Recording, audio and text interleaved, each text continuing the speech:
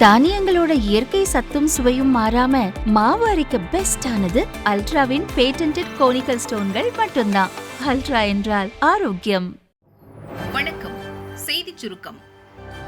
பாமக நிர்வாகியை கொல்ல முயற்சி, பதற்றம், போலீஸ் குவிப்பு. தஞ்சாவூர் மாவட்டம் கும்பகோணம் அருகே உள்ள ஆடுதுறை பேரூராட்சி தலைவராக இருப்பவர் ம.க. ஸ்டாலின். இவர் பாமக வடக்கு மாவட்ட செயலாளராகவும் வன்னியர் சங்கத்தின் மாநில துணை பொதுச் செயலாளராகவும் பொறுப்பு வகித்து வருகிறார்.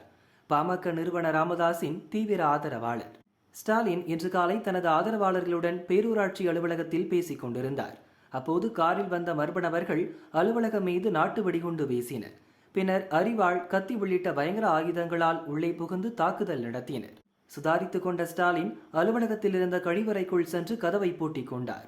மர்ம நபர்களை தடுக்க முயன்ற இளையராஜா, அருண் ஆகியோர் காயமடைந்தனர். இதைத் தொடர்ந்து தாக்குதல் நடத்திய நபர்கள் அங்கிருந்து காரில் தப்பி சென்றனர். இதுபற்றி தகவல் அறிந்த திருவிடைமருதூர் டிஎஸ்பி ராஜி மற்றும் போலீசார் சம்பவ இடத்துக்கு விரைந்தனர். பேரூராட்சி தலைவரை கொலை செய்ய முயன்ற சம்பவம் அப்பகுதியில் காட்டு தீ போல் பரவியது. இதனால் அவரது ஆதரவாளர்கள் பேரூராட்சி அலுவலகத்தில் குவிந்தனர். கொலை முயற்சியில் ஈடுபட்ட மர்ம நபர்களை கைது செய்ய வலியுறுத்தி கும்பகோணம் மயிலாடுதுறை சாலையில் மறியலில் ஈடுபட்டனர். டயர்களை எரித்தும் சாலையில் போட்டனர். பின்னர் போலீசார் நடத்திய பேச்சுவார்த்தையை தொடர்ந்து அனைவரும் கலைந்து சென்றனர். ஆடுதுறை பகுதியில் 300க்கும் மேற்பட்ட கடைகள் உடனடியாக அடைக்கப்பட்டன.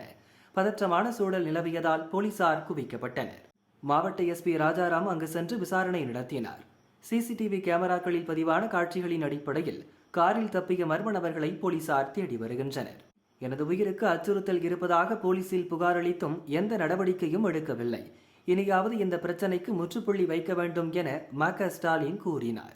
இதற்கிடையே பாமக நிறுவனர் ராமதாஸ், அன்புமணி ஆகியோர் ம.க. ஸ்டாலினை தொலைபேசியில் தொடர்பு கொண்டு நலம் விசாரித்தனர். தலைவர்களுக்கே பாதுகாப்பில்லை, இதுதான் நாடு போற்றும் நல்லாட்சியா? நயினார் நாகேந்திரன் தாக்கு.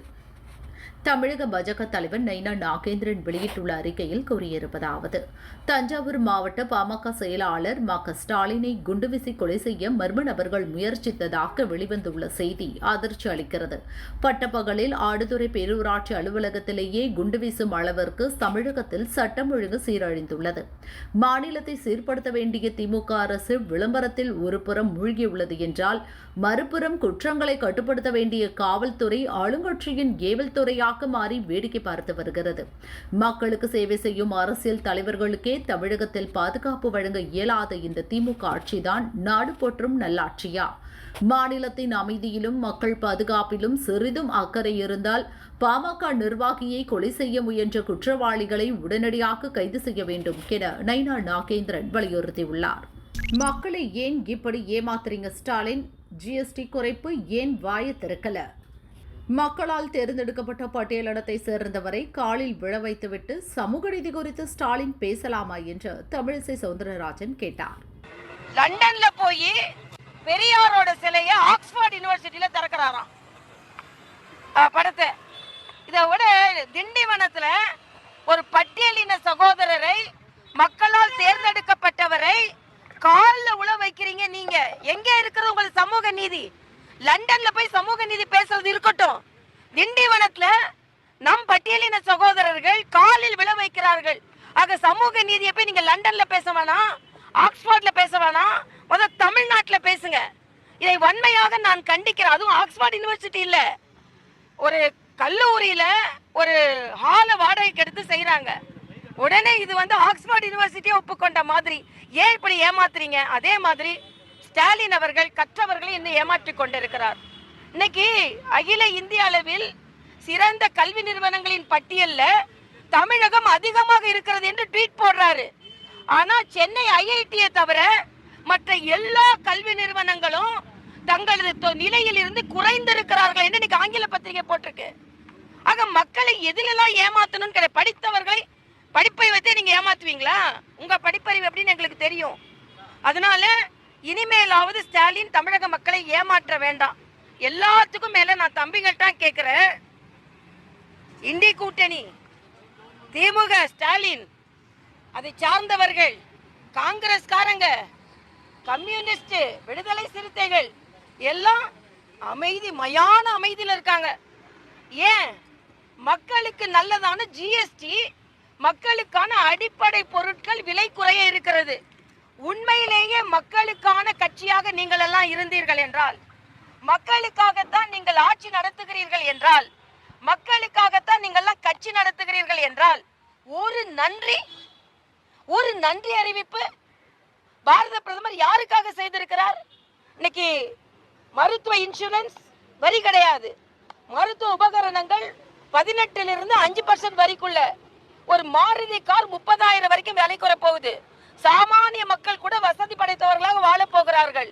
மார்பிள்ல இருந்து சிமெண்ட்ல இருந்து எல்லாரும் வரி குறைச்சிருக்கு.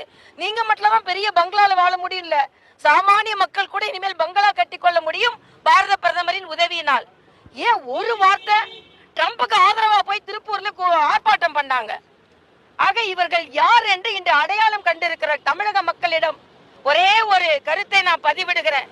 மக்களே, உங்களுக்கு நல்லது நடந்தால் இவங்க வாய் திறக்க மாட்டாங்க, வேண்டும் என்று அரசியல் செய்வார்கள் என்பதை பதிவு செய்கிறேன். எல்லாத்தோட வைகோ எங்க போனார்? திருமாவளவன் எங்க போனார்? 2015க்கு முன்னால இலங்கையில் இருந்து தமிழகத்திற்கோ இந்தியாவிற்கோ வந்த அகதிகள், சகோதர சகோதரிகள், அவர்கள் மீது எந்த நடவடிக்கை எடுக்கப்படாது. அவர்கள் இந்தியாவிலே தங்குவதற்கு உரிமை பெற்றவர்களாக ஆகிறார்கள். அவர்கள் பாஸ்போர்ட் இல்லாம வந்தா கூட அவர்கள் மீது குற்றம் சுமத்தப்படக்கூடாது, படாது. எவ்வளவு பெரிய அறிவிப்பு! ஆனா இதை எதை பத்தியும் கவலைப்படாம அதை பத்தி வாயே திறக்காம இருக்கிறாங்க பாருங்க. இன்னைக்கு பாஜக கபலீகரம் செய்துன்றாங்க. இன்னைக்கு திமுக தான் அவங்க கூட்டணி கட்சிகளின் கொள்கைகளை கபலீகரம் செஞ்சாச்சு. நான் கேட்கிறேன், இலங்கை தமிழர்களுக்கு ஒரு நல்லது நடந்தா கூட திருமாவளவனும் வைகோவும் ஒன்னும் சொல்ல முடியல. பட்டியலின மக்களுக்கு பிரச்சனை வந்தா அதை எதிர்த்து திருமாவளவனோட பேச முடியல. எந்த அளவுக்கு அவரை கொண்டு வந்துட்டாங்கன்னா, பட்டியலினத்துக்கு மட்டுமா நான் பேசணும் அப்படின்னு சொல்ற அளவுக்கு கபலீகரம் பண்ணிட்டீங்க. அதே மாதிரி சாம்சங் முதற்கொண்டு அங்க நம்ம துப்புரவு தொழிலாளர்கள் வரைக்கும் பிரச்சனையில ஈடுபட்டு இருக்காங்க. தொழிலாளர்களுக்கு நாங்கள் கட்சி நடத்துகிறோம் என்று சொல்லும் கம்யூனிஸ்டுகளால ஒன்னும் பேச முடியல. உங்க கொள்கையை கபலீகரம் பண்ணிட்டாங்க. ஆக திமுக தான் கூட்டணி கட்சிகளின் கொள்கைகளை கபலீகரம் பண்ணிட்டு இன்று இருந்து கொண்டிருக்கிறதே தவிர, நாங்க சுதந்திரமா எல்லாரையும் பேச விடுறோம். நாங்க நம்பிக்கையோடு காத்திருக்கிறோம். நடிகை ஷில்பா ஷெட்டி மீது தொழிலதிபர் பரபரப்பு புகார். ரூபாய் 60 கோடி மோசடி. பிரபல நடிகை ஷில்பா ஷெட்டி ஹிந்தி, தமிழ், தெலுங்கு உள்ளிட்ட பல மொழி படங்களில் நடித்துள்ளார். மும்பையைச் சேர்ந்த ராஜ் குந்த்ராவை திருமணம் செய்துள்ள இவர் யோகா பயிற்சி வகுப்புகளையும் நடத்தி வருகிறார். ஷில்பாவும் அவர் கணவரும் தன்னிடம் 60 கோடி ரூபாய்க்கு மேல் கடன் முதலீடாக பெற்று தன்னை ஏமாற்றி விட்டதாக மும்பையை சேர்ந்த தொழிலதிபர் தீபக் கோதாரி போலீசில் புகார் அளித்துள்ளார். அதில் கூறப்பட்டுள்ளதாவது: ஷில்பா ஷெட்டி மற்றும் ராஜ் குந்த்ரா இணைந்து தனியார் டிவி சேனல் நடத்துவதாக கூறினர். அந்நிறுவனத்தை விரிவுபடுத்துவதற்காக என்னிடம் 2015 முதல் 2023 வரை 60 கோடி ரூபாய் பணம் பெற்றனர். அந்த தொகையை கடனாக பெறுவதாகவும் ஆண்டுக்கு 12% வட்டி கணக்கிட்டு குறிப்பிட்ட நாட்களில் அசல் வட்டியை திருப்பி செலுத்துவதாகவும் ஷில்பா ஷெட்டி உறுதியளித்தார். ஆனால் அவர் சொன்னபடி பணத்தை திருப்பி செலுத்தவில்லை. அது குறித்து நான் கேட்டதும் அந்த கடனை என் சார்பில் முதலீடாக எடுத்துக்கொள்வதாக கூறினார். என்னையும் பிசினஸ் பார்ட்னர் ஆக்குவதாக கணவன் மனைவி இருவரும் கூறினர். ஆனால் அந்த நிறுவனம் திவாலானதும் அதன் மீது வழக்கு நிலுவையில் உள்ளதும் சில நாட்களுக்கு பின் தான் தெரிந்தது. ஷில்பாவும் குந்த்ராவும் என்னை ஏமாற்றிவிட்டனர், என்னிடம் 60 கோடி ரூபாய் பெற்று மோசடி செய்துள்ளனர் என தீபக் கோதாரி தன் புகாரில் தெரிவித்துள்ளார். இது தொடர்பாக வழக்கு பதிந்துள்ள மும்பை போலீசார் விசாரணையை தீவிரப்படுத்தியுள்ளனர்.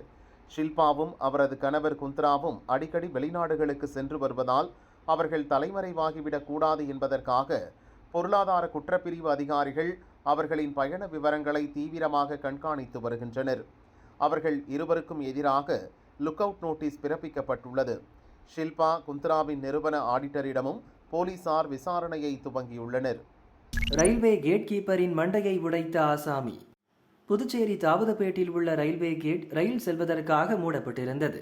அங்கு வந்த சூசைராஜ் என்பவர் ரயில் செல்வதற்காக காத்திருந்தார். ரயில் சென்ற பிறகும் 10 நிமிடம் வரை கேட் திறக்கப்படவில்லை என கூறப்படுகிறது. இதனால் ஆத்திரமடைந்த சூசைராஜ் கேட் கீப்பர் செந்தூர பாண்டியிடம் வாக்குவாதத்தில் ஈடுபட்டார். வாக்குவாதம் முற்றிய நிலையில் சூசைராஜ் செந்தூர பாண்டியின் தலையில் தாக்கியதில் அவருக்கு ரத்தம் சொட்டியது. அங்கிருந்தவர்கள் கேட் கீப்பரை ஹாஸ்பிட்டலுக்கு அனுப்பி வைத்தனர். போலீசார் சூசைராஜை பிடித்து சம்பவம் குறித்து விசாரித்து வருகின்றனர். கலர் ஜெராக்ஸில் கள்ள நோட்டு வீட்டிலேயே அச்சடிப்பு. தென்காசி ஆலங்குளம் அருகே அடைக்கலப்பட்டணம் அழகாபுரி கிராமத்தை சேர்ந்தவர் மணிகண்ட பிரபு, வயது 25. இவர் கள்ள நோட்டு அச்சடித்து புழக்கத்தில் விடுவதாக ரகசிய தகவல் வந்தது. ஆலங்குளம் போலீசார் மணிகண்ட பிரபு நடவடிக்கையை கண்காணித்தனர். தகவல் உண்மை என தெரிந்ததால் மணிகண்ட பிரபு வீட்டில் இன்று அதிரடி சோதனை நடத்தினர். வீட்டில் கலர் ஜெராக்ஸ் எடுக்கும் பிரிண்டிங் மிஷினை வைத்து ரூபாய் நோட்டு அச்சடித்தது தெரிந்தது. 200, 500 என 30 கள்ள நோட்டுகள் சிக்கியது. அச்சடிக்க பயன்படுத்திய கலர் பிரிண்டரையும் கைப்பற்றினர். மணிகண்ட பிரபுவை கைது செய்து அலங்குளம் கோர்ட்டில் ஆஜர்படுத்தி பாளையங்கோட்டை சிறையில் அடைத்தனர். மணிகண்ட பிரபு மீது வழக்குகள் ஏதும் இல்லை. விவசாய வேலை செய்து வந்துள்ளார். திடீர் முயற்சியாக இறங்கி ஆரம்பித்த சில நாட்களில் வசமாக சிக்கியுள்ளார். நாளை 7 மாவட்டங்களில் கொட்டப்போகுது கனமழை. சென்னை வானிலை ஆய்வு மையம் வெளியிட்டுள்ள அறிவிப்பில் கூறப்பட்டுள்ளதாவது: மேற்கு திசை காற்றின் வேக மாறுபாடு காரணமாக தமிழகம், புதுவை, காரைக்காலில் 11ஆம் தேதி வரை மழைக்கு வாய்ப்புள்ளது. நாளை கடலூர், அரியலூர், மயிலாடுதுறை, தஞ்சாவூர், நாகப்பட்டினம், திருவாரூர், புதுக்கோட்டை என 7 மாவட்டங்களில் கனமழைக்கு வாய்ப்புள்ளது. 8ஆம் தேதி திருவாரூர், நாகப்பட்டினம், தஞ்சாவூர், புதுக்கோட்டை, சிவகங்கை, ராமநாதபுரம் என 6 மாவட்டங்களில் கனமழைக்கு வாய்ப்புள்ளது. 9ஆம் தேதி நீலகிரி, கோவை, சேலம், கள்ளக்குறிச்சி, திருச்சி, திண்டுக்கல், தேனி, மதுரை, சிவகங்கை என 9 மாவட்டங்களில் கனமழைக்கு வாய்ப்புள்ளது என கூறப்பட்டுள்ளது. 1000 அடி பள்ளத்தில் பஸ் விழுந்து 15 பேர் மரணம். இலங்கையில் பகீர். இலங்கையின் தங்கல்லே நகரைச் சேர்ந்த 30 பேர் ஊவா மாகாணம் பதுளை மாவட்டத்திற்கு பஸ்ஸில் சுற்றுலா சென்றனர். வியாழக்கிழமை இரவு மலைப்பாங்கான பகுதியில் சென்ற பஸ் எதிரே வந்த ஜீப் மீது மோதியது. இதில் தாறுமாறாக ஓடிய பஸ் 1000 அடி பள்ளத்தில் கவிழ்ந்தது. பள்ளத்தில் விழுந்த பஸ் சுக்கு நூறாக நொறுங்கியது. பஸ்ஸில் இருந்து 9 பெண்கள் உட்பட 15 பேர் சம்பவ இடத்திலேயே பலியாகினர். 15 பேர் படுகாயங்களுடன் மீட்கப்பட்டனர். அனைவரும் அங்குள்ள ஹாஸ்பிட்டலில் சிகிச்சைக்காக அனுமதிக்கப்பட்டுள்ளனர். இலங்கையின் தெற்கு பகுதியில் உள்ள பதுளை மாவட்டம் காடுகள், மலைகள் நிறைந்த பகுதியாகும். இயற்கை எழில் கொஞ்சும் இந்த பகுதியை காண பல்வேறு உள்நாட்டு மற்றும் வெளிநாட்டு பயணிகள் சுற்றுலா மேற்கொள்வது வழக்கம். பஸ் பள்ளத்தில் கவிழ்ந்து 15 பேர் பலியான சம்பவம் அப்பகுதி மக்களிடையே சோகத்தை ஏற்படுத்தியுள்ளது. மலைப்பாதையில் மோசமான சாலை, வாகன பாதுகாப்புக்கு தடுப்பு கம்பிகள் அமைக்காதது, டிரைவரின் அதிவேகம் என பஸ் கவிழ்ந்ததற்கு பல காரணங்களை உள்ளூர் மக்கள் சொல்கின்றனர். இதுகுறித்து உள்ளூர் போலீசார் வழக்கு பதிந்து விசாரிக்கின்றனர். சுற்றுலா செல்வதற்கு முன்பாக பஸ் சரியான கண்டிஷனில் இருந்ததா என்ற கோணத்திலும் விசாரணை நடப்பதாக அதிகாரிகள் தெரிவித்துள்ளனர்.